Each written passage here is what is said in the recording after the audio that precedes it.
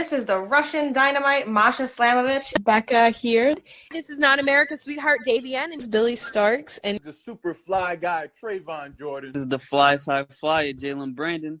Hardcore Princess, Jules Malone. Hi there, this is the Bubblegum Princess, Alexia Nicole. This is the Brazilian Wonder Woman, Christy James. This is the baddest black belt, Chennai Kai. This is Kid Bandit. The smash hit Joel Bateman. This is Robin Renegade. Cody Hawk. Brutal Bob Evans. And you are listening to Wrestling with Entertainment, one of my favorite podcasts in the whole wide world. Hello, the world. It's me, the Polish Adonis, Stanisław Van Dobroniak. And you are listening to Wrestling with Entertainment. Hello, and welcome to the show with Wrestling with Entertainment, the only audio experience on the web today, the trusted choice for interviewing all your favorite wrestlers every Tuesday and Wednesday on YouTube and Castbox, sponsored by Rogue Energy and Player One Coffee. I am, of course, your host, James J., and it's a great day for wrestling because we are wrestling with the Polish Adonis, Stanisław Van Dobroniak. You actually didn't screw up the last name. I'm impressed. Hello, Internet. How are you? Hello, Internet. I'm here from my beautiful little basement in Sweden, giving my opinion on the news today, or the word today in wrestling, and talk a little bit about me.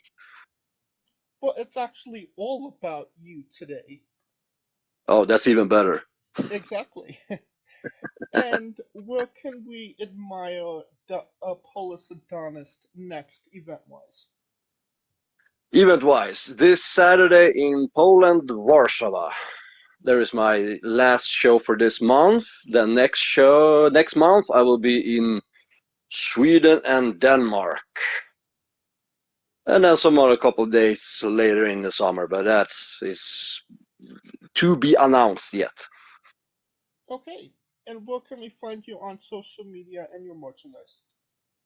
Oh yeah, on social media, I'm on Instagram as Stanimania, like Hulkamania, but Stanimania, and on Facebook on Stanisław Van Dobroniak. Alright. And on merchandise? Merchandise, yeah. Normally I just sell merchandise at shows. Otherwise, you can always just DM and PM me on my social media, and we can work something out. Okay. And you don't have to go looking for it. All the links to all his social media will be in the description of the video below, but on YouTube and Castbox. Great. Now let's get into it. You work for Freedom Pro and Stockholm Pro Wrestling. Can you tell us about your relationship with those companies? Wow, Stockholm Wrestling is like one of the oldest promotion in Sweden. I have worked there almost since the beginning. It's maybe 14, 15 years ago. Freedom Pro Wrestling is a little smaller promotion done by just some guys that wanted to just have more fun with wrestling. Didn't want to have too much backstage political stuff and like that. So we're pretty like a new promotion, pre-pandemic established. And it does seem like Freedom is kind of on the rise. Even though they are pretty new. That being said, you was their first ever champion. Oh yeah. Pro wrestling, there's not a lot of firsts. So what did it kind of mean to you to be the first champion? Well, not to break it too much kayfabe wise, it was actually a mistake that I became the first champion.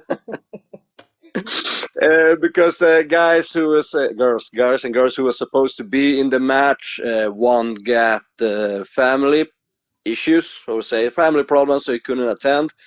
And the other wrestler, she was a girl, she actually broke her ribs. Ooh. So we had to change plans and came up with a heel and a face. Stanislav, you go over.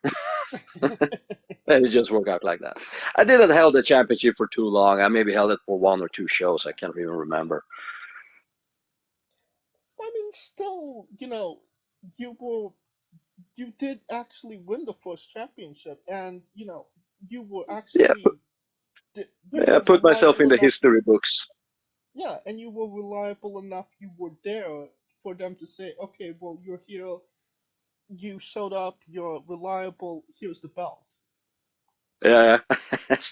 Well, with a little bit of self-booking there also, because Freedom Pro is like pretty chill because we have like a democracy in the bookings. We have a little bit of a booking group. I'm part of it, but it's also like everybody can like decide if this is a good idea or it's a bad idea. We have like a voting system of the outcome of everything. That's really interesting.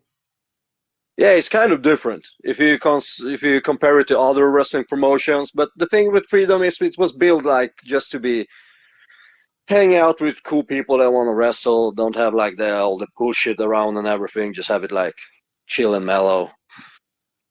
So freedom. Yeah, exactly. Freedom. Cool place to be. And we are also really friendly to booking talents from other promotions. Like we have a list with a lot of wrestlers who are interested to work for us, and we also like work it out in some booking wise and traveling wise and stuff like that. So we are pretty open to bringing like a lot of wrestlers from different countries. Now going from the Freedom Pro Wrestling Championship to the Hmm. PPW Ultraviolence Championship that you've Yeah, actually held for over 500 days as of now. yeah, I think it's almost 600 now. Yeah. So what did Yeah. that kind of mean to you to hold that championship?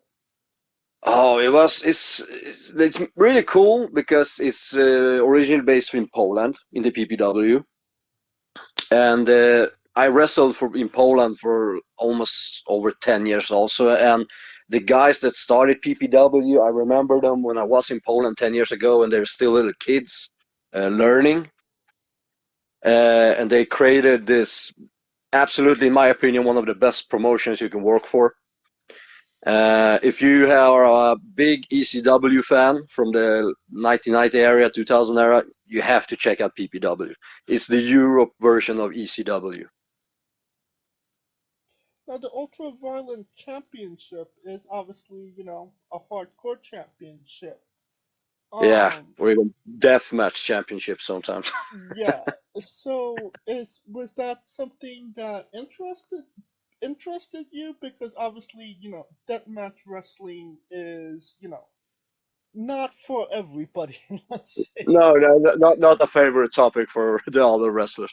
No, it actually was like I can't remember if it was pre or after the pandemic, but I started to do a little bit hardcore wrestling stuff because I won the VCV Hardcore Championship. It's a Czech Republican one. And basically, for me, it was just like I want to try something else. I've done wrestling, I've done comedy wrestling, tag team wrestling, stuff like that. I want to just like sniff around in this area to see if it's fun to do. And just from the air, they started to have that European Ultraviolent Championship in PPW, and they asked me like, "Oh, it was after the pandemic, so they asked me like, do you want to come back to Poland and wrestle? Because I didn't wrestle for 1.5 year, 2 years because of the pandemic. And I just, yeah, sure. And they were also like, oh, maybe it's your debut match. We'll put the title on you. And I go like, it's up to you to decide what's best for business. And to be honest, that was first time I really had like such a we could call it a real like ultra violent match. And it was shocking, but still fun. Gave a lot of adrenaline and stuff like that. And it just have continued. Like they like my work there. People hate me in Poland because I stole the title from the biggest babyface Okay. in the company, and they feel like, well, Stanisław. People like to boo him, toss beer at him, other stuff, try to kill him. It works great, but since it's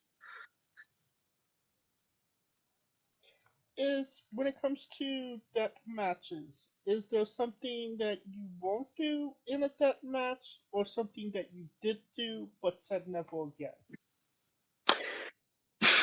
I'm not like I did a death match kind of thing or ultra violent thing in Ukraine many years ago, and there was one guy who wanted to put a syringe through his cheek, Ooh. and I was not really comfortable doing that. So there was another guy who did that on him. I hate needles. Yeah. So I really didn't feel comfortable with that. But I'm like, I want to try push my boundary.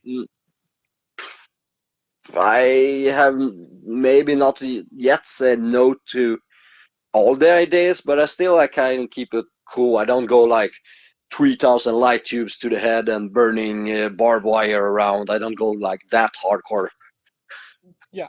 Or ultra violent with it. I keep it like mixed with classic wrestling, a little bit of hardcore, and then like some spots go, wow, shit, that looked gruesome. And pertaining to the syringe spot, maybe Yeah. DJ Hyde versus Thumbtack Jack is what I Google. Yeah. DJ Hyde, that's the CCW guy, right? Yes, that was Yes. the deathmatch tournament. Probably the most infamous syringe spot in pro wrestling. Yeah, I think I've seen it a couple of years ago. Well, I mean, if they want to do it, good Yeah. for them. I'm okay not doing it.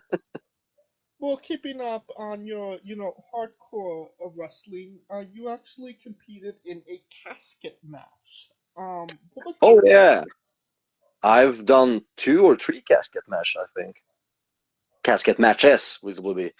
They're fun. I was put in a casket once in it. Otherwise, I have survived. It's a fun element in wrestling. You can do a lot of things around the casket, like closing it, it's opening, it's closed, stuff. So it's a fun concept. Just like don't do it too often because it gets drowned out. But Right. once every second year, it's a fun, entertaining match to have. All right. Now, can you tell us about that time you were in the Master Lock Challenge with Chris Oh, Masters? damn! You have done your research really good here. Oh yeah. The thing is that Chris Masters is he's the guy that actually I started wrestling when I saw his debut at WWE Raw 2005. We had a short down version on TV here in Sweden on Raw and SmackDown, so it just was 40 minutes with commercials. It was more like 1 hour, and I didn't know much about searching up things on the internet, so I didn't know a lot of wrestlers.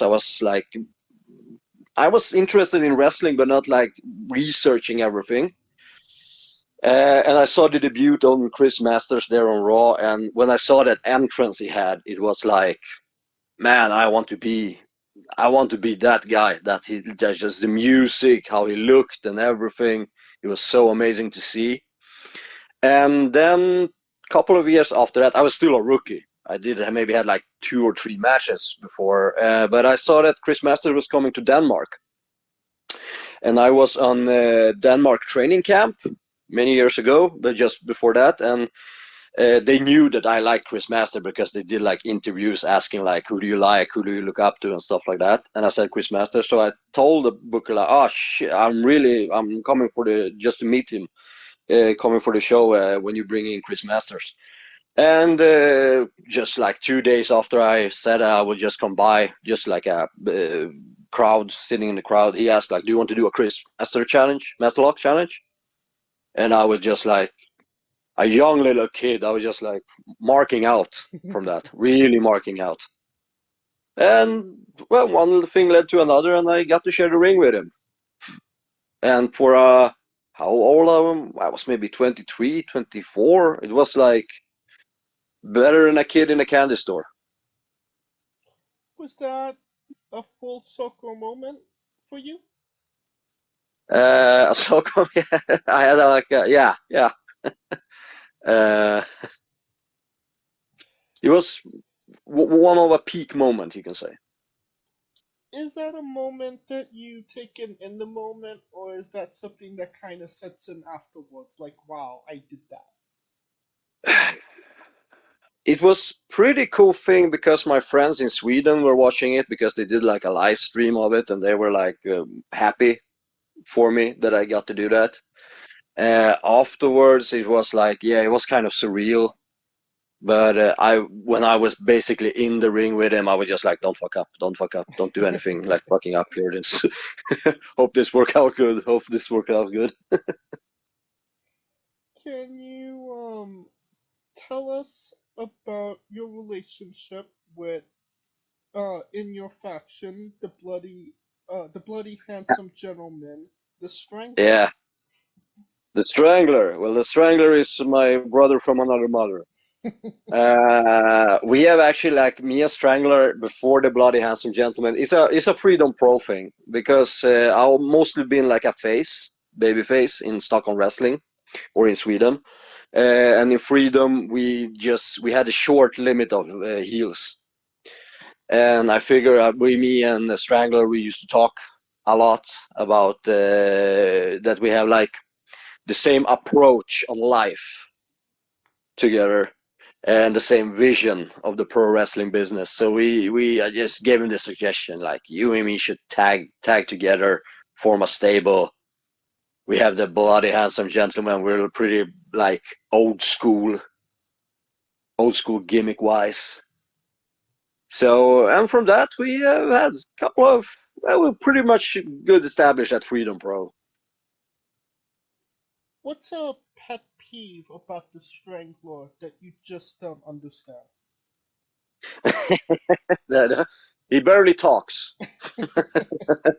He's mumbling a bit. That's the problem with him. But otherwise, we communicate not verbally. We can communicate more with hand gestures and just me screaming at him and just go like. Was there maybe some miscommunication when you and him maybe killed Santa Claus? Oh no, that was totally Strangle Junior's fault. Strangler Junior, he's a little bit of a clone from the Strangler. Just so everybody knows that they haven't seen those promos. So he's in our stable. He's a little young kid that mostly screw ups for us. That being said, you were actually in a movie called called Santa and the Night He Went Missing. How did that come Yeah. about, and what was that experience like? It was fun. It just happened out of the blue. I have a friend who made a documentary about me many years ago now, before my daughter even was born. So it's like 5 or 6 years ago. And he also he's making like short documentaries that he puts up on YouTube, but he's also an actor. And there was a movie, and they needed like a group of villains, and I got basically a raw. I was just gonna fight. It was like a Charlie's Angel movie, but Swedish version. 3 girls trying to save Santa, and we were bad guys there. But I think that the movie maker, how you call it, the my guys making the movie, kind of like my style. I was a little bit bigger. He knew that I do pro wrestling, so he actually gave me some lines in the movie. I did have like a short 2 scenes in it. But he was really happy with it. He told me that there's a new project now in the summer. I won't tell too much about it. So hopefully I will be in another movie with him. And the guys that makes the movies is doing pretty well. He's winning like, how do you call them? International movie festival prizes for his movies. But a really fun experience. Never done like a movie and stuff like that before, so. Well, and it seems like it's not, a one-time thing. It does seem like it's going to be a reoccurring thing, no? Yeah, and it's like people that know me personally and been in the wrestling business with me, they have said many times like you should do movie, you should do stand up, you should do like that and that because you have that charisma for it. But I was most like I'm not the guy that like go around and search for that. I'm more like a guy that goes like, oh, if opportunity came, it will come, and it came. Well, keeping on, documentaries. There Hmm? was a documentary, Stockholm Life. I Exactly. That's the guy. That's the guy that may get me into the movie role in the Santa movie. Perfect. How did that documentary come about? It was a documentary where it was like a period in my life where me and my girlfriend are talking about having a kid. I was a bit of hurt. I was like pretty pissed off at wrestling actually at that time because there was so much backstage politics everywhere and stuff like that. So it was more like a farewell movie planned to be, where I talked a little bit of how I started, how I didn't really like expose the business, but I talked about a lot of bullshit that you have to put up with being a pro wrestler. But I didn't say farewell. I stayed in the wrestling business. I tried to quit like two times, but it's something always dragging you back to it. So now when I'm a little bit older and wiser, I learned that sometimes when you feel like I did there, when I just, oh, it's getting too much, just take a break from it. Just relax, don't do anything for like 1, 2, 3 months, and then you get the feeling back to come back to wrestling and compete again. Now you said that um kind of getting burned out. Backstage politics kind of took you away from Mm. pro wrestling. But what ultimately brought you back? Well, I I worked most of my matches in Sweden, and when you work so many matches, you get to know everybody in Sweden. And of course, you start to make personal, how do you say it, relations with people.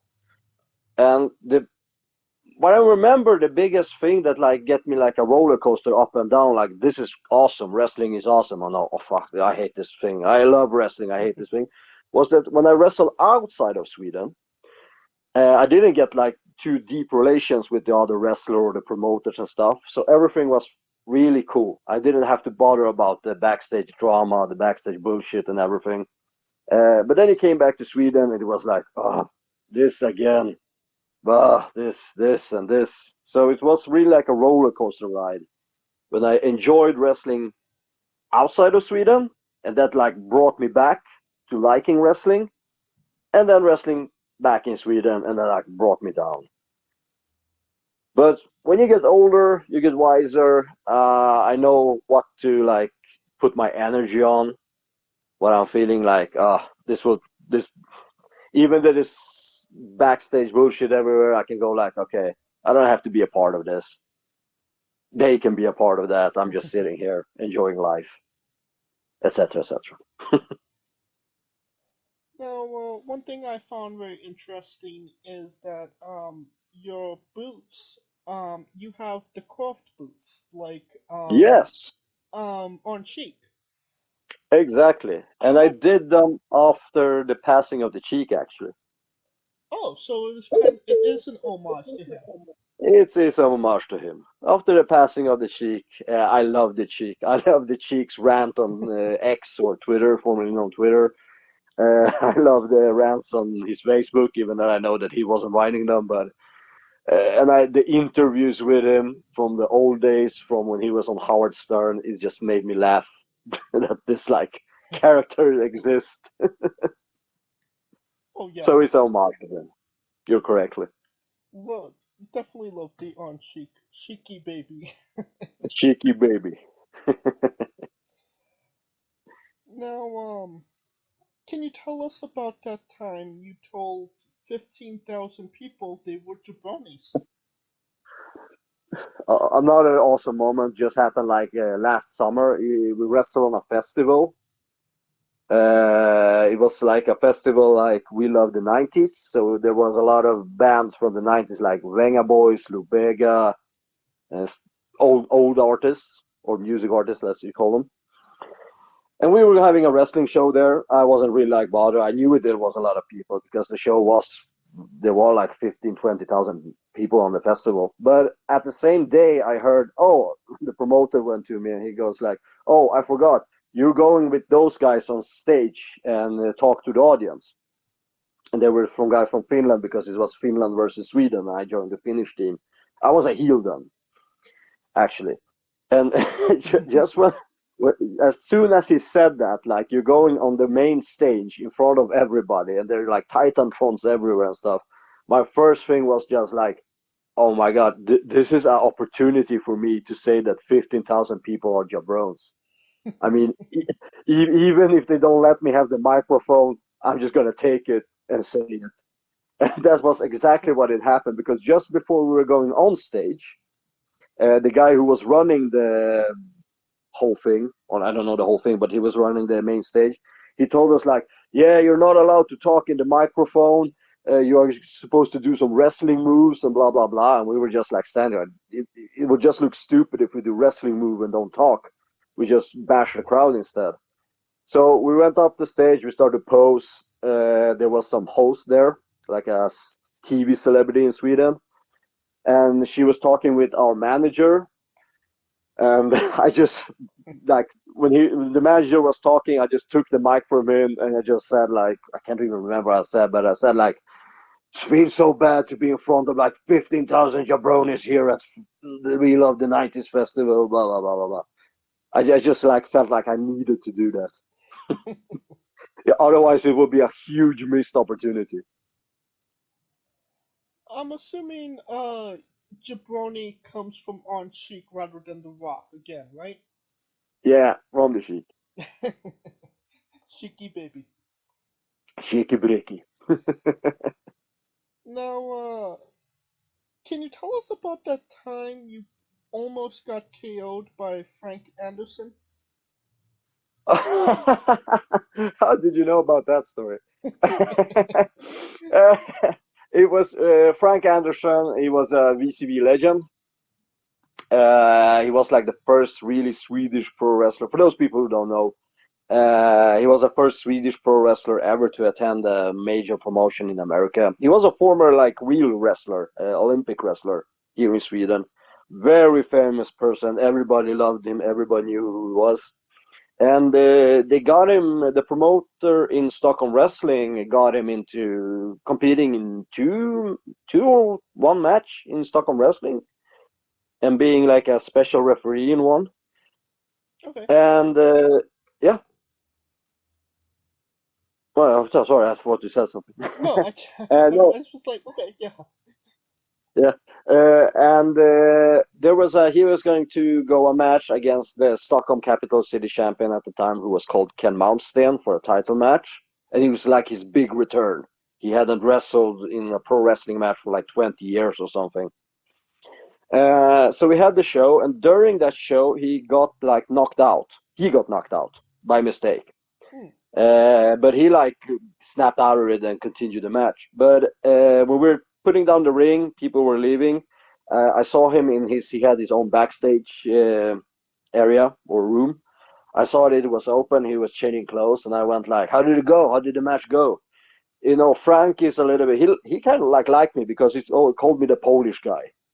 He talked about with me that he's been in Poland and did stuff there, and so he kind of liked me. So he was just like, "Oh yeah, the match went well." Like, oh, I could barely hear what he was saying because a little bit older person, tired. And then he said like, "Oh, then the motherfucker knocked me out." And then he took his like right or left fist and just like wanted to show me how he got knocked out. But at the same time, he just knocked me out. So I wasn't like completely knocked out, but I just from out of nowhere I got like a right hand on my jaw from Frank Andersson. Damn. And I was just like, I felt a little bit like down and got up, and he was just like continue talking. He didn't care at all at all, and I like felt down. But it was a really, really cool story to tell people because Frank he was loved. He passed away maybe 9 years ago. But everybody in Sweden knew him. Everybody loved him. So it's a cool story to tell people that, at parties and stuff like, yeah, I got knocked down by Frank Andersson once. Like, Well, can you tell us about traveling with friendly Scandinavians? yeah. Well, the traveling, mostly when we wrestle in Sweden, it's we sit in a car, like all wrestlers do. We just go from town to town in cars. And Sweden is kind of a long country, so it takes a long time to ride in those cars. When you wrestle in Finland, like last time, we actually took a boat together. We were some people there. That was actually kind of fun. Was it's basic like normal things when you sit in a car together, wrestlers chat about the old days in wrestling, who the favorite wrestler is, moves and stuff like that. If everybody's seen the latest WWE show or AEW show.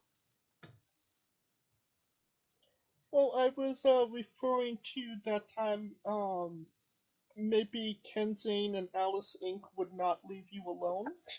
Oh, okay, you're referring to that. I kind of figured you would. Damn, you're doing your research really good. Yeah, it was to our latest trip in Finland. And that was like we were sitting on a boat. We were like walking around the boat. We were, what should we do? And I come up with an idea, just like, I'm here in Sweden. You're all faces. Can you just like bother me the whole trip? We do a video of it. And it was really people enjoyed it. The one that popped me was they were in the bathroom all together. Oh yeah, from out of nowhere. Yes.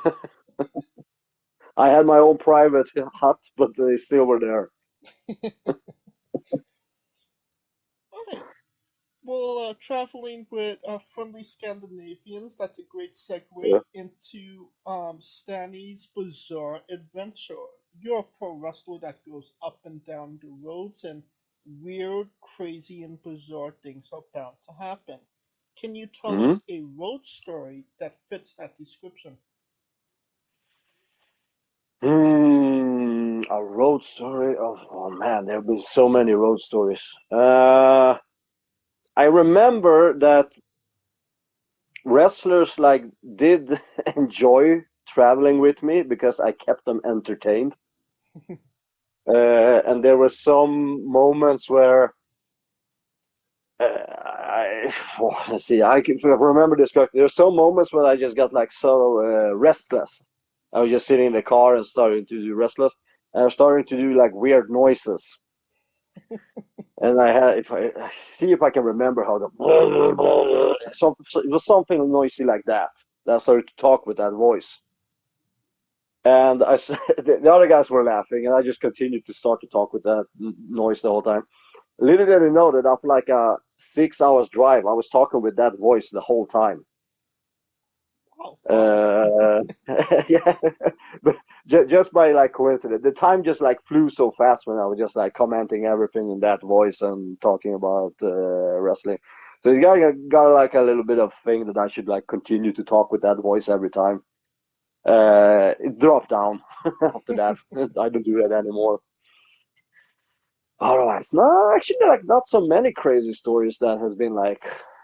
I heard about many crazy stories, but I have been fortunate to. Normally, it's pretty chill. We just sit, talk about life. Okay. Yeah, nothing that I can remember. If something come up in my mind, I will come back to you. Hell yeah. Now, can you tell us about your GoFundMe for a silver Toot? Yeah, that is actually like a new thing. It was suggested by my fans on social media. Because last year when I was wrestling in Austria, I got in a little bit of an accident where I got a knee to my face, and a piece of my tooth fell off. And it's happened before, like a little bit of a teeth just falling off, and it's of course it hurts and stuff like that. But I needed to check it out in the dentist, of course, the day when I came back to Sweden. And the dentist wanted to do another checkup after like 3 months or something, and they told me like, all right, your tooth got like traumatized from that kick, so it's basically starting to eating itself from the inside. So it was a little bit like shocking, but they said like, yeah, you probably need to like remove it in under a year or something like that. And I removed it. What is it, a month ago now? So I'm actually toothless now. You can't see it on picture, but I'm missing my front teeth in the front. And the idea just came up, and it's cool because my dentist is actually a wrestling fan. So I told him like, I want like a silver tooth. Is that possible? He goes like, yeah, of course it's possible. And he's even like agreed like that would fit very very good wrestling wise. It would. That you have a big silver tooth in your mouth.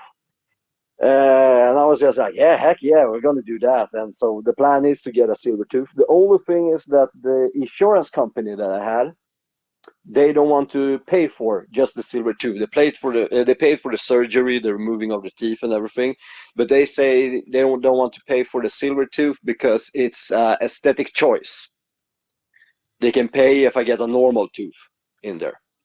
So I wrote about it on my social media, and then I got suggestions like, yeah, you should do a GoFundMe page, and people went like, well, I can buy you your merchandise, and because I wrote like every merchandise I will sell now, I just put it in the bank to get that silver tooth. Mostly just like a fun thing to do, boredom that I just put out the GoFundMe page. But it's really the last show now that I had this Saturday, I actually like sold all my merchandise away. Awesome. I had like 3 T-shirts left or something like that. And when I count the money today or yesterday, I counted it out as, so now the goal to get that silver tooth is like 40% done. All right. 40%. So it's going now. It's really going. Even if the GoFundMe is just like maybe 12%, 20%, with the merchandise sale, it's got like double. So, and I am getting the silver tooth during the summer. I think it's the plan. Awesome. Could I Hmm? ask why silver and not gold? The gold make me. I was thinking like that. Some people told me I should get a diamond or a platinum one, also. No, I talked about it actually. Like my girlfriend don't want me to get the silver or a gold, of course. But I said like, no, I want a silver. The silver makes me look more like a villain, and a gold one would make me look more like a pirate, I think. I think that is like the main thing that I went with the silver one and not the gold one. So basically, once the silver tooth is in, you're never going back to face. You're just here forever. Exactly.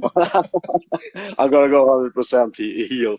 But it's actually like I like not research it, but I was looking around there. I haven't seen like a wrestler with a silver tooth in his mouth ever. Like I can't like, or maybe some old one back in the day, but in the modern day, I think it would be cool on a poster. You know, one guy just smiling and having a big silver tooth in his mouth. Oh yeah. I'm Yeah. trying to think as well, and I can't think of anybody that has a silver or even gold tooth at this point. Yeah. Everybody's And interested in just like a boring smile. yeah, and for me, I've been doing wrestling for 15 years. If I do wrestling for 10 more years, I can do it with a silver teeth in my mouth. History-wise, when I get older, it will make a cool story. You know, when you're retired, you're old, somebody asks you, why do you have a silver tooth in your mouth? And you go like, yeah, I've done wrestling for 20 years. This is the payment I got, or the scars that I earned. Well, going from heel to face, can you tell us about Captain Toot? Oh, we talked about him actually this Saturday. We did turn out into a El Generico story where he died saving the orphans. Oh, okay. Yeah, but it's a fun thing with Captain Toot because there was one period in Stockholm wrestling I was so over. I did a lot of comedy wrestling, and I was basically almost the only guy who did comedy wrestling in Sweden, I think. And I was so over with the crowd, and I just did stupid shit in the ring, and it worked. The crowd cheered for it, and so I just went like, how far can I push this before people like start to boo? So I did like, I was thinking about the Hurricane gimmick from WWE, Gregory Helms. Mm-hmm. I was thinking like, should I be like a superhero, but everybody knows that I'm the superhero, but I deny that I'm Stanislav, but you should be like super obvious that it's Stanislav. And everybody was like, these are stupid ideas. And I go like, exactly, it's a stupid idea. Will it work? Can I make it work? And they go like, they went like, yeah, we don't really care. It's your gimmick, and I mean, you will never have the main event with that gimmick. I go like, no, but can it work? Can I get the crowd to like this? And it did for a short time. But just like it did, I went like, okay, this is the most stupid thing I ever done in wrestling. People still sharing. I can't beat this. I cannot do any more stupid things because everybody will cheer whatever I do. We have talked like recent times, like could it be possible for me to even like take a shit in a ring, and the people will like pop for that. Like, can I go that far? So basically, Captain Toot is just like a enhancement talent now to get. We have him on pre-shows sometimes. I don't even know if I have all the gear still that he used to have. All right. Can you tell us about being featured in the newspaper? It's one thing to be featured on, like a website, but when it's, Yeah. in black and white, in hand, I feel like that kind of hits a little different, no? Well, actually, it happens a lot to me to be featured on newspapers, so it doesn't come like a shock to me anymore. The greatest achievement I had in a newspaper was a couple of years ago when I wrestled in Czech Republic, and I had a something on a pole match. I think it was money on a pole match or something with an opponent. And there was a gag that there was like getting that I had hardcore matches, and in every hardcore match there was like a dildo for some reason in the match. Like I got hit in the head with it, or I hit somebody with a head. So it was like a running gag. So in many hardcore matches, I put in a dildo just to keep the gag running. And in that match in Czech, we made the decision. We found like a drill. And we removed the top and we put a dildo on the drill. So when you press it, it was just like spinning around. And of course, we had it in our match. And there is a picture of me holding that dildo gun. And that picture made the front news on the sports site in the Czech news magazine. And that is something, how to say, that's an accomplishment for me to be in the Czech news holding a dildo gun. Like, it's a big picture of it also. Half naked, and this guy go like, this is wrestling. I'm assuming you got that framed. Oh, I actually did it. I told the guys because I got the picture from the website because they actually published it on the website and the paper. But I didn't. I was too late on the ball because oh shit! I told them like maybe it's somebody. Yeah, I think maybe I haven't wrestled in Czech since then. But maybe I think some of the wrestlers actually kept a copy of the magazine. That's awesome. I'm unsure about that. It was like 2 years ago, 3 years ago, something like that. Okay. So maybe maybe there is a copy in one of the wrestlers' house in Czech. Otherwise, I just got it like I screenshot the page like for myself. Now, can you tell us about your love of cosplaying? Well, it's a hobby. I love it. The attention you get from cosplaying is amazing, and you don't have to take bumps. But it comes from my work because I work as a teacher normally, and my school is a school that students learn how to program video games and stuff like that. And they have like how do you say it, a stand. They have a stand in the Swedish Comic Con section every year.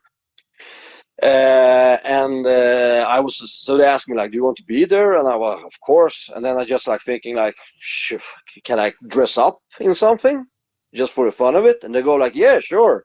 My boss told, or second to the boss told, yeah, of course, do. And I got like my wrestling gear because I have like a Valuigi from the Nintendo character inspired gear. So I came in like Valuigi wrestler guy. And I had a sign, if you know the meme, that he was not in Super Smash, so I had a sign that said, Valuigi in Smash, please.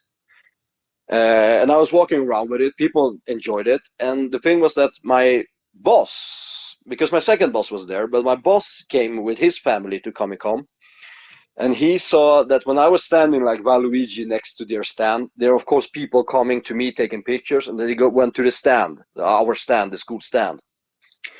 And when he saw that, he just came to me like, you need to be here like every time, and you need to like come cosplaying because it's like good commercial for our school that we stand here and cosplaying. And I was like, yeah, sure, of course. And I started to like go a little bit deeper, like who else can I cosplay? What characters do I like to cosplay as? And it evolved. They helped me a little bit financially to get stuff to make my own cosplays or buy just stuff from the internet. And now I have four or five cosplays, I think, that I like use every time. Working on a sixth one, but it's not done. I don't know when I get to that project. But it's super fun to do cosplaying. I mean, I understand why people do it. You're actually making those? Some parts of them. Much stuff you can do on the internet. You can buy on the internet.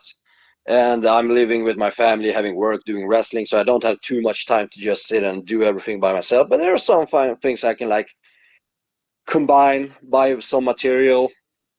Not to like spoil it too much, but I'm working like big version of Bowser Jr. now. Okay. And I have a head of Bowser, and I'm working on it to make it on a chain so it looks like I killed him. So that's the thing I'm working on. I'm working on a staff to have, because he has like this painting staff and stuff like that. But I haven't had like too much time to do that. So that is like on ice now, that cosplay. Okay.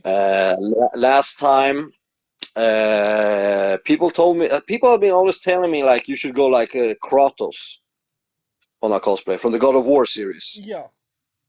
I personally never played it. I played that game maybe once or twice, so I know who Kratos is, of course. And people said like you should go like that. So I always ask like people like, who do I look like? Who should I like works for cosplay? And people also told me like, go like Zangief. You look like Zangief from Street Fighter.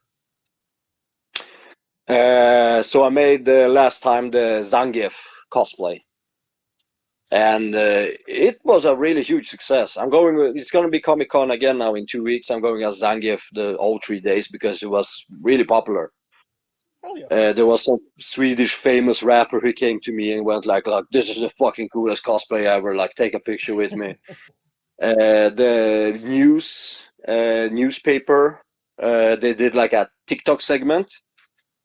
And they were interviewing a lot of people in there. But when you see the TikTok, it's mostly me. Just standing there screaming, talking. So no, it was a good success, and it's not too much. You just glue some chest hair on you. Have the Zangief pants, boots. I painted those boots from wrestling boots into Zangief boots. Okay. It's not too much work on it. All right. can you tell us, is there any significant meaning to your tattoos? Nah, not really. I have a lot of tattoos, and mostly of those tattoos are done like I got an idea, like this would be a cool tattoo, and then I just go to the tattoo shop and do it. So I don't regret it later. Like, no, it's maybe wasn't a good idea. Mostly I do just the tattoos. Like, I mean, I have Fallout tattoos on the Enclave and Outcast Brotherhood of Steel because I like the Fallout games. I have the South Park guys because I loved South Park. South Park was the reason I learned English, the English language. Um, No, otherwise it's just like this looks cool. This tattoo I think it will fit me. I haven't done a tattoo for many. I did a tattoo in Poland last year because I was sleeping with a tattoo artist, staying with a tattoo artist when I was there, not sleeping with him. So we actually did like the Thanos was right on my arm. I saw that. Quote. Yeah. I would love to do more tattoos, but I'm getting older. It hurts more. It's also with wrestling, you don't have really time to do tattoos because you're wrestling so much. So, it has to heal up for a bit. So I don't really have like the time. And I have kids now. So it also takes time I don't have like time to go away for 7 hours to get a tattoo anymore. So the one on your chest, that is from Fallout, right? Yeah, I they're wasn't Fallout. sure. Done in one sitting. Probably the worst experience I ever had. Oh my, that was all in one sitting? Yeah, both. Both on my chest. I think it took like the whole day. 12 or 14 hours, non-stop. Damn. The guy who was tattooing me was Polish, because it was a Polish studio, but in Sweden. And they both said like, damn, you're a champ. I actually never had a person sitting so long and just taking to the chest like that for such a long time. And it's a lot of dark, shadows and stuff on it. Right. It's not like, And good on them for being able to stay up for 12 to 14 hours. Like you don't lose well, I his was young. details after, hour 12. Oh yeah, no. It's after a while he actually he said like, okay, we need to finish this up because your skin is getting so bad from just sitting here and taking like pain. Right. So the tattoo artist said like, okay, we need to like wrap it up now because otherwise your skin will just be like a grind meat. Yeah. Alright, you mentioned South Park. Can you tell us about your love of South Park? Yeah, I think it was with South Park in Sweden when they aired it. I was like 11 years old, I think. 11 or 10 or something like that. And they showed it on TV really late at night. But I was up past my bedtime and recording it.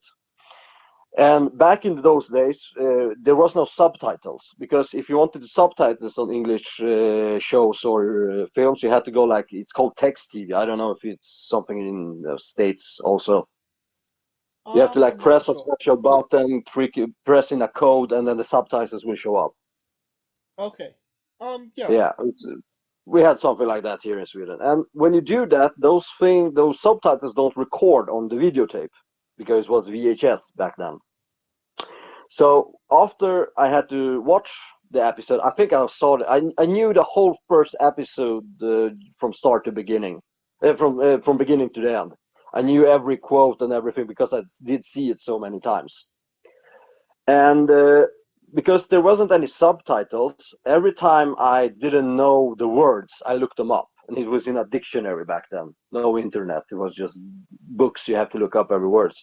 So from that, I actually learned good English. I learned to speak English. I learned a lot of new words. I learned like the meaning of the jokes because the jokes were for adults. But Right. of course, I did more research for them. Like, okay, why was this funny? Aha, that's why it was funny. So my love for South Park is great because it's my childhood and this is reason I learned English in a good manner. What's your favorite episode?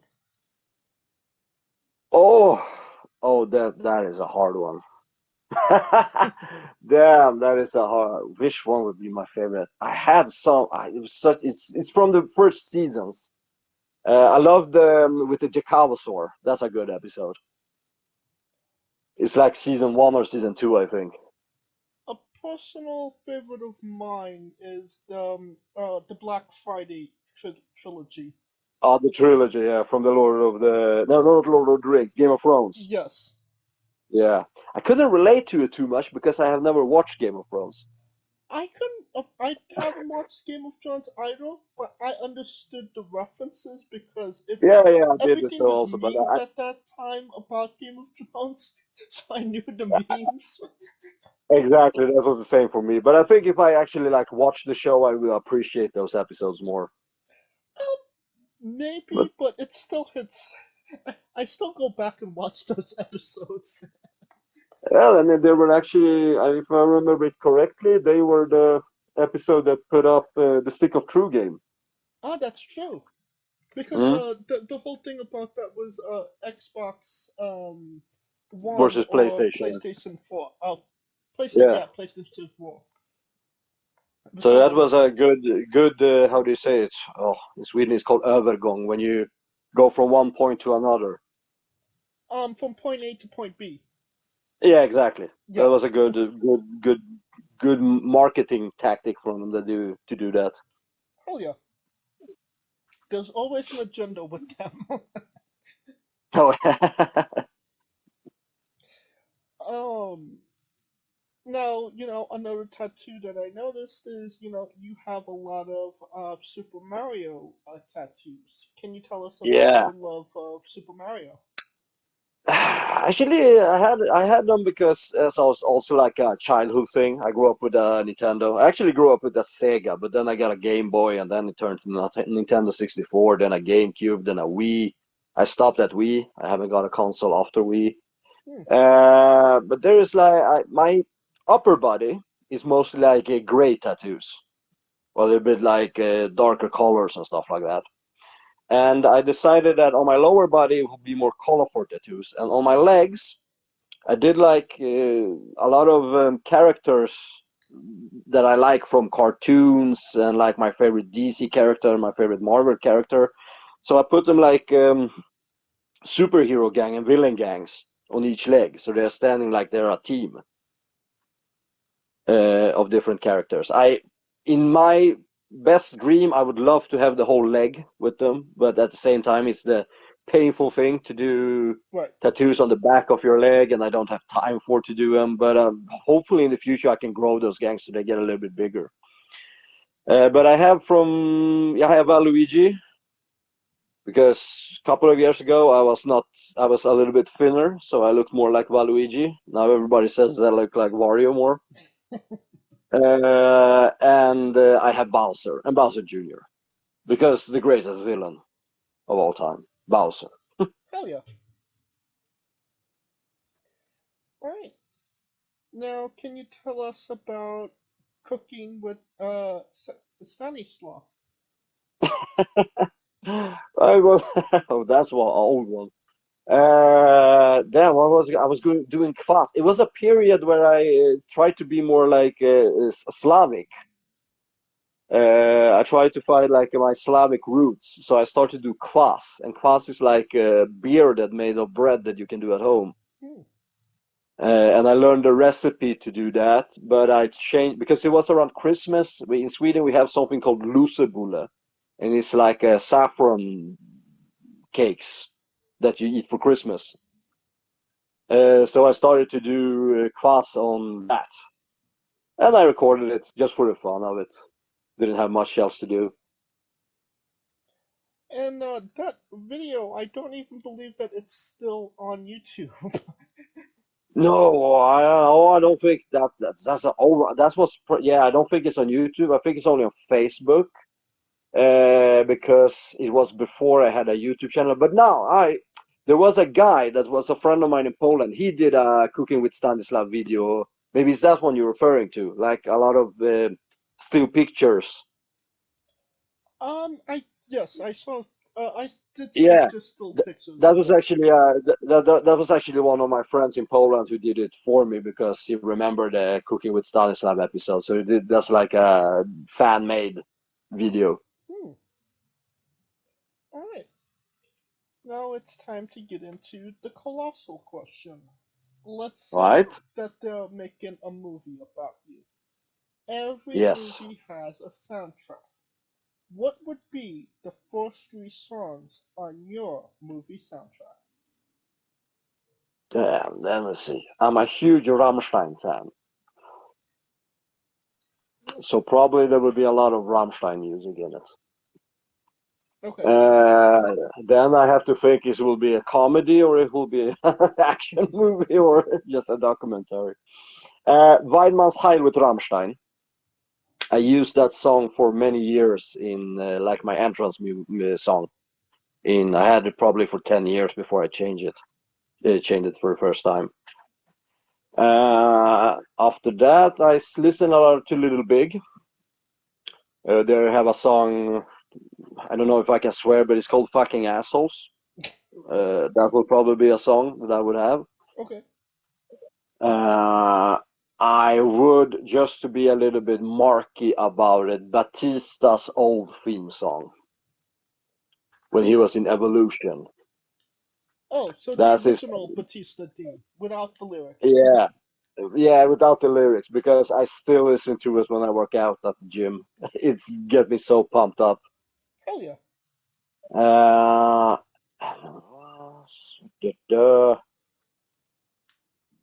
what? Okay, it's a pretty new song, but it's a little bit wrestling marking also. But it's like one of my most played songs on my phone right now because I play it every time I go to work. Wing Wham with Do You Wanna Taste It? The song that is the intro song in Peacemaker TV series. Okay. All right. I would probably say those four. Those four at the moment. What I can came up in my head. That's probably the most songs that I listen to. And they are a solid 4 to say the least. Yeah, Now a little bit of variety of it also, not just Rammstein. now that we have the soundtrack down, everybody knows Hmm? you make the soundtrack first, then you write the script, and then you go to casting. Who Mm-hmm. plays Stanley? And you can't say yourself because you are legally obligated to make a Stanley-esque cameo. All right. Who could play a good Stanislav? Who? What? That's a really good question. What movies do I watch and what actors do I? It has to be like it has to be top of the head. The most movies I think I watched with this actor, it will be Jim Carrey. Oh, okay. Jim Carrey. He will make a good Stanislav. Now every movie has a supporting cast. Who Uh would huh. be 3 people significant to you in your story that would be in your movie, and who would play them?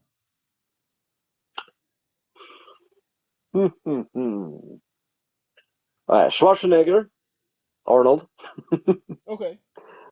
Arnold Schwarzenegger. You just got to have some Arnold in it. Oh, Arnold was always funny to watch. I think he also would make a good co-star with Jim Carrey. Okay, we have Arnold. Who is Arnold Well, playing? you can never go wrong with Brad Pitt. Brad Pitt is I liked it. Everything Brad Pitt does is good. Okay. So we have Brad Pitt. What did you say? I was saying, who does Arnold Schwarzenegger and Brad Pitt play in the movie? Oh, who they play?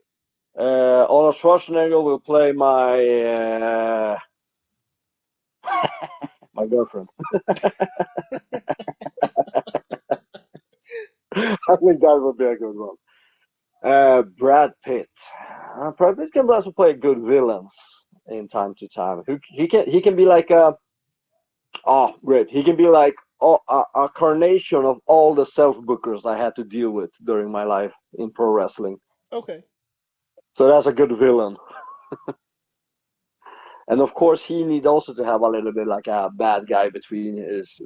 He's a little bit psychic. I also have a pug. Somebody should play my pug, my little dog. Okay, well, we could get Who a can do pug to play a pug. Yeah, we can have a person who plays the pug. Okay. I hate to say it because I hated him as an actor when I was young, but actually now the few movies I've seen recently with him, I have to say like he is a really good actor. That's Leonardo DiCaprio. Hmm. Yeah, So he Leonardo can play the pug. DiCaprio is playing your dog. Yeah, he can play the pug. I think he can do it tremendously. He'll probably get nominated for it. Oh, and hopefully, oh, he got an Oscar statue, but he got a second one with that. Yes. Well, this is sounding like an absolute blockbuster, 5-star. and you could pre-order the tickets now. Yeah, exactly. For the premiere. All right. Now, onto a controversial subject. Yep, Pineapple on pizza. What's your stance? I like it. But the thing is that it's become such a thing now, but in Sweden we had pineapple on pizza for many, many years. I don't know if it's the same in the States, in the US. But in Sweden it was like one of the most popular pizzas when you were growing up as a kid. You always had pineapple and ham on pizza. It was a thing. So I'm not like shocked for the memes because I go like, well, everybody ate that here in Sweden when I was young. So, but I can understand why people don't like it also.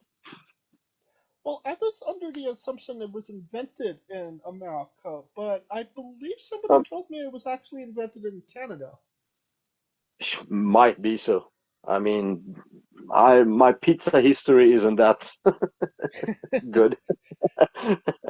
Well, it's called Hawaiian pizza, and Hawaii Exactly. is in America, so. Yeah, yeah. So it's probably yeah. That's probably right. Right. What's your spirit Pokemon? Oh, coughing. Oh, okay. Cough. Oh, I have to give like 3 because I have plans of doing. I'm a first generation Pokemon guy. I Oh yeah. only played the first generation, so after that I just like starting to lose track on everyone. But I have a plan to have to make a tattoo of Haunter, Mock, and Coughing together. Hell yeah. All poison dark or ghost is it? Poison ghost Yeah, they're all. types, and they are all purple. Purple is my favorite color. So Now, we love the late great Tracy Smothers on the show. Do me you too. do you know the acronym for Doug? THUG. Tuck. I know that from tuck your chin in No, when you wrestle. Doug. Doug. THUG. D. No, not what I can come up with. But please tell me about it. T is for terrible, H is Yeah. for hell, U is for ugly, and G is for Jill. 'Cause a Doug Ah. can't spell. All right. Yes, we love the late great Tracy Smothers. No, I actually enjoy him too. I watch a lot of ECW stuff, Hell yeah. and he was there with the FBI, so I know his work. You know, there's more than a few people that's been on the show hadn't heard of Tracy Smothers, and it's like, wow. Oh no, it's good. And I know he fought a bear once. Oh, really? Yeah, I think that was a story for it. I think Jim Cornette. I usually listen a lot to Jim Cornette's podcast, so yeah, and he loves Tracy Smothers also. So I he praising him a lot about it. I dare you to find somebody that didn't like Tracy Smothers. Oh yeah, true. Alright. Weirdest question you'll be asked on a wrestling interview, hopefully. Would you Yeah. ever consider wrestling a rock? Not Dwayne Johnson, not the country, an actual physical rock. Depends on who goes over. The Rock goes over. The Rock goes over. Maybe I have to do it for The Rock.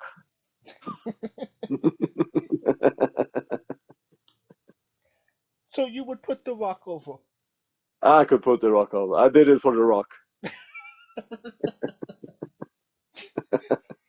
Well, just for context, there's this wrestler named Psycho Mike that indeed wrestled a Rock for over 15 minutes in a Tungsten Man match. That's an Iron Man match that lasts for 2 weeks.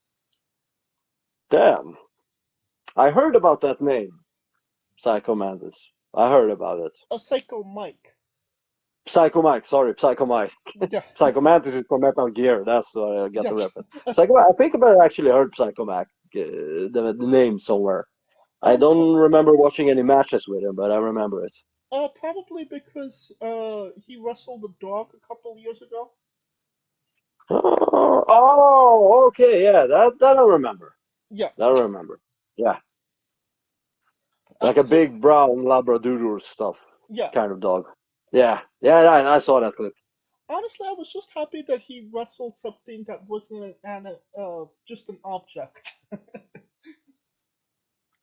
And the dog goes over, right? Yeah, the dog goes over. Yeah, the dog got over. It was Good a for the dog. On a more serious note, where do you see yourself in 5 years? Hopefully still doing wrestling. My body is really kind of good. I know a lot of my friends that's been doing wrestling for a while now. They're complaining about their physique and their body. They're getting old. I think I should have like 5 years more to go at least. I'm just happy where I am right now. I didn't like when I started wrestling. I didn't expect it to go this well as it does at the moment. So just suck everything in and be happy with it. And what is a match people should go out of their way that best shows off what you are all about? I always get praised for crowd connection. Working the crowd in a good way, letting the crowd be a part of the match. And I think when I'm trying to talk with the rookies or the green ones, I always said like, you have so much time to do interaction with the crowd that you're wasting. Just try to think about that. Do stuff there, because that will it makes the crowd happy. I notice it. The crowd really loves to be a part of the show. In a way. Oh, continue. Yeah, no, I just ended it in a way. Because they're always part of the show because they're buying tickets and screaming and stuff like that. But if they can get a more part of the show, they'll always be happy with that.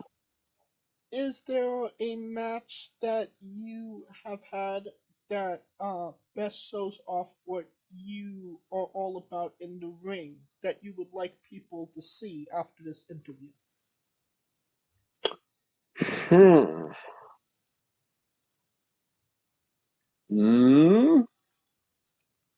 Well, I will commercialize it just to see everything that's up from the PPW shows.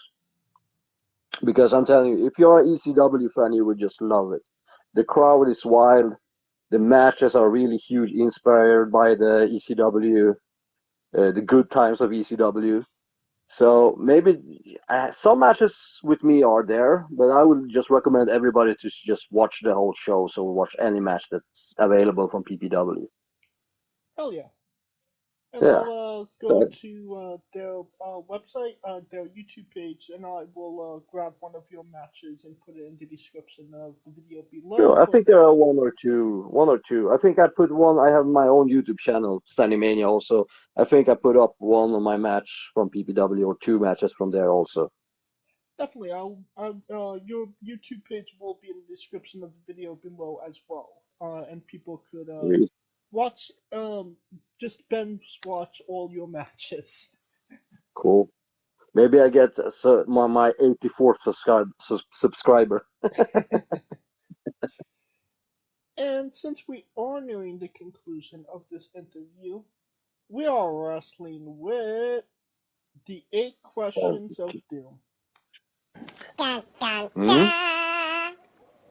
This is our speed round, our bonus round, the round where we see who you really are. Are you ready?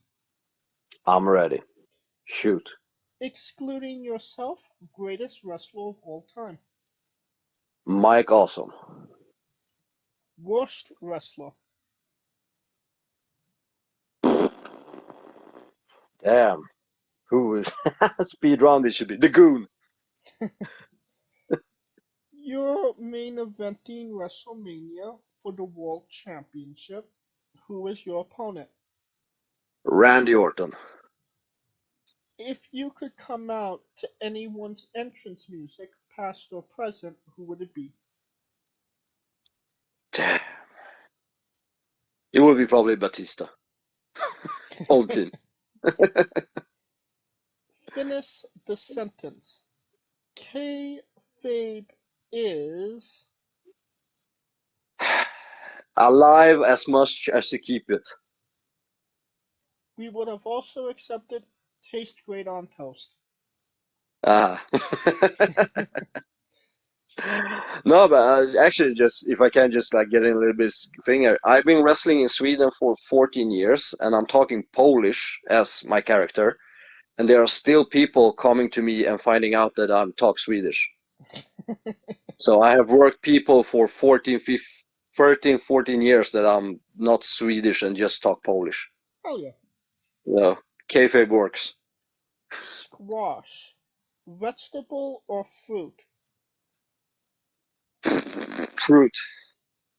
It is indeed a fruit. Huh. Yes, it has seeds, so it's tomato logic. Ah, yeah, I see. New Japan Pro Wrestler Taichi. His ring gear gets smaller every year, revealing more of himself to the world. My question, what is the appropriate trunks to butt cheek ratio for ring gear?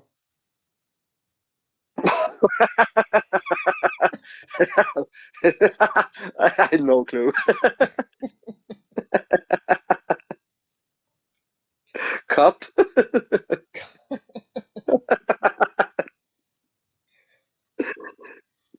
So, cup is the... Yeah, cup. I go with cup. Okay, a cup of...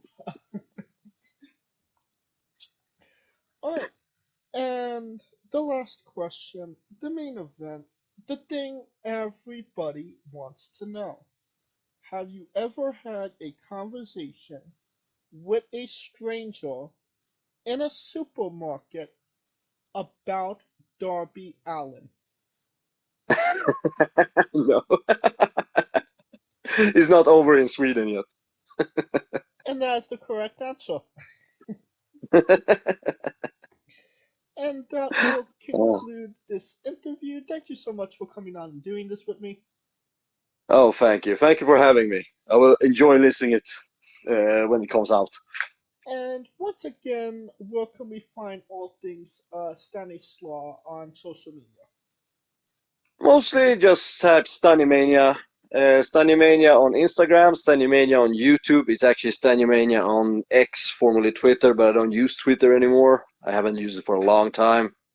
And it's just Stanisław Van Dobroniak on Facebook.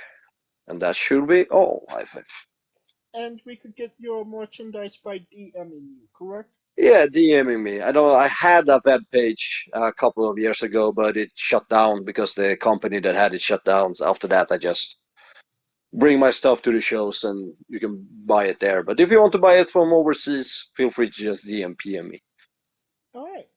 And you don't have to go looking for it. All of the links to all his social media will be in the description of the video below, but on YouTube and Castbox, simply click the link. A new tab will appear on whatever device you are on. You have no excuse. Buy a damn shirt. Yeah. This man Support my tooth, my silver tooth. Yes, this man needs a toot. of course, thank you for listening. If you like what we're doing, please like, subscribe, comment both on YouTube and Castbox.